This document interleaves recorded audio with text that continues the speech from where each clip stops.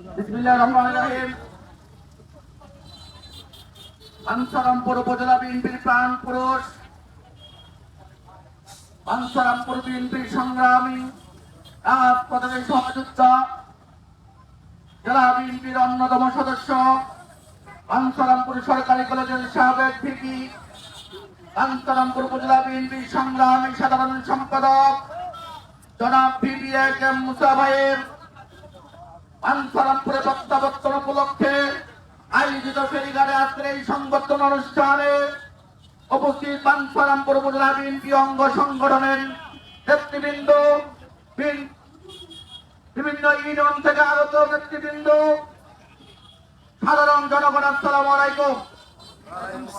প্রিয় নেতৃবৃন্দ, আপনারা অধীর আগ্রহে যার জন্য অপেক্ষা করেছিলেন, যার নেতৃত্বে বাঞ্ছারামপুরে মাঠ ঘাট, যার নেতৃত্বে বাঞ্ছারামপুরে প্রত্যেকটি আনাচে কানাচে, যার নেতৃত্বে বাঞ্ছারামপুর বিএনপি পরিচালিত হচ্ছে, সেই আপনাদের প্রিয় নেতা ভিপি এম মুসা সাহেব দীর্ঘদিন পর আবার আপনাদের মাঝে ফিরে এসেছে।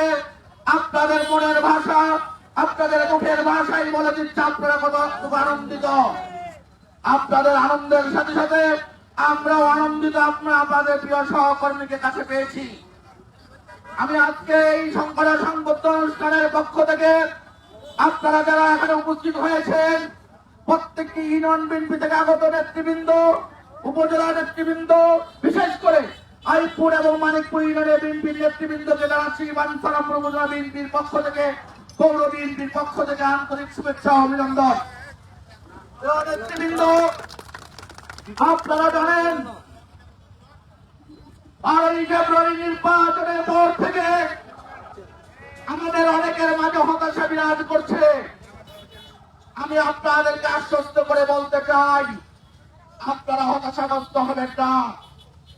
আপনারা জানেন বিগত 17 বছর ব্রিটিশ সরকারের বিরুদ্ধে আন্দোলন সংগ্রাম করতে গিয়ে আপনারা যখন বিভিন্ন হামলা মামলা জড়িত ছিলেন, ঠিক তখন আমি আমার সহকর্মী ভিপি এম মুসা ভাই, সালে মুসা ভাই, সাজ্জাদ ভাই সহ এবং অন্যান্য নেতৃবৃন্দ সহ আমরা যেভাবে আপনাদের পাশে দাঁড়িয়েছিলাম, ইনশাআল্লাহ এখনো আমরা আপনাদের পাশে আছি, ভবিষ্যতে আমরা আপনাদের পাশে থাকবো, এই ওয়াদা এবং অঙ্গীকার করছি। সুতরাং আপনাদের হতাশ হওয়ার কিছু নেই। আপনারা বিগত 12ই ফেব্রুয়ারি নির্বাচনে আমাদের জোট প্রার্থীকে বিজয়ী করেছেন, সেজন্য আমরা আন্তরিকভাবে আপনাদের কাছে কৃতজ্ঞ।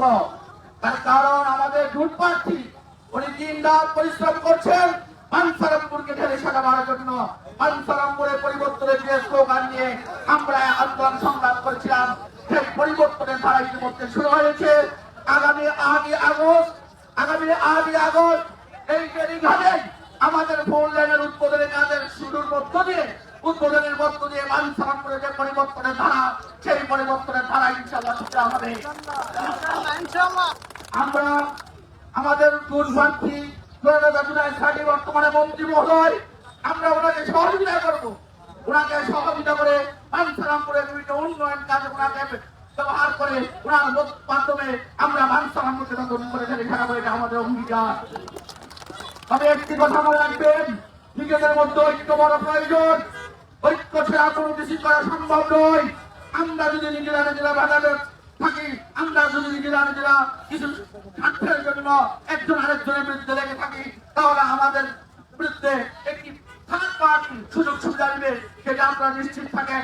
তাই আমি আপনাদেরকে আহ্বান করবো, আপনারা ঐক্যবদ্ধ থাকুন, উপজেলা বিএনপির নেতৃত্ব ঐক্যবদ্ধ থাকুন।